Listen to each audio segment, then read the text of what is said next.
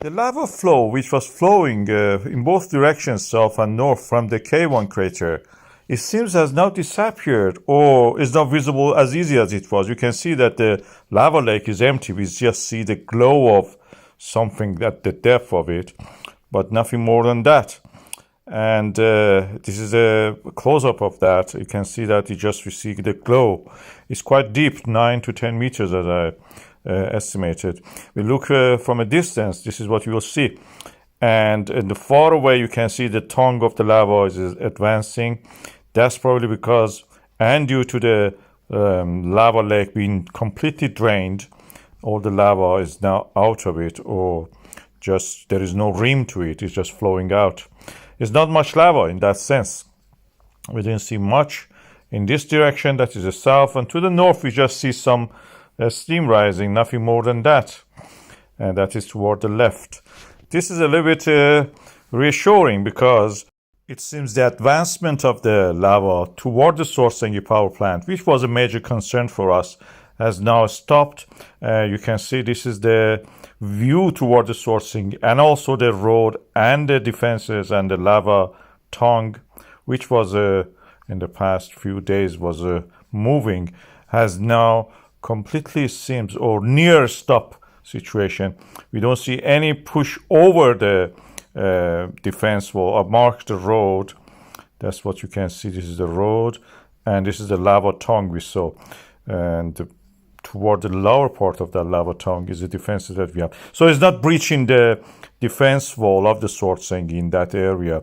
What is worrying for me at the moment is that the movement and the earthquakes which are happening at the Kristofik volcanic system, that is around that central part, just lower to the center, lower part to the center. You can see clusters of earthquakes concentrated in that area. And I have a video about this. This is a Kristofik volcanic system, which is more, dangerous and eruptive than what we have now in the Volcano in the past, and we have now in the Svartsengi volcanic system.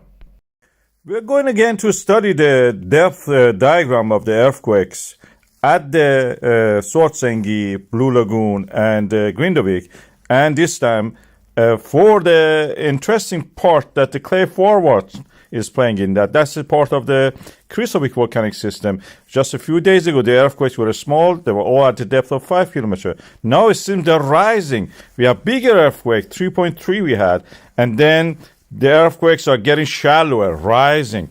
Up to now, what we had at the depth of 5 kilometers was the fault lines transferring the movement from the Svartsengi toward the east. And that was the reason we had earthquakes in the Kristofik and Clare Forward area.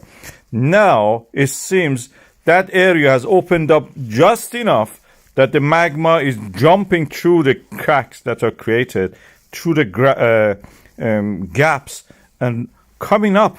Those smaller earthquakes are a sign of magma rising. They can decrease or they can increase by the depth. So we have two scenarios. One scenario is that the earthquake will rise, magma with them rising, and they will increase when they reach the surface. Another scenario is that they will decrease actually. We may not have bigger earthquakes anymore, and the rising of a magma will stop at some depth, forming a seal practically. And this is the situation that we are now seeing. We have to wait and see. Up to now, it was moving transferring through the transform faults toward the east.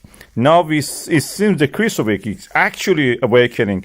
It may lead and create a pathway for the magma to rise from the depth of the 10 kilometer, which is across, toward the 5, and the 5 rising to the surface. This is a scary situation because we are the Svartsengi, Blue Lagoon, Grindavik volcanic system is now active, and the magma movement in that direction can actually increase the chances of the risk to the buildings and the structures in the vicinity of those areas, including the Reykjavik, the capital of Iceland.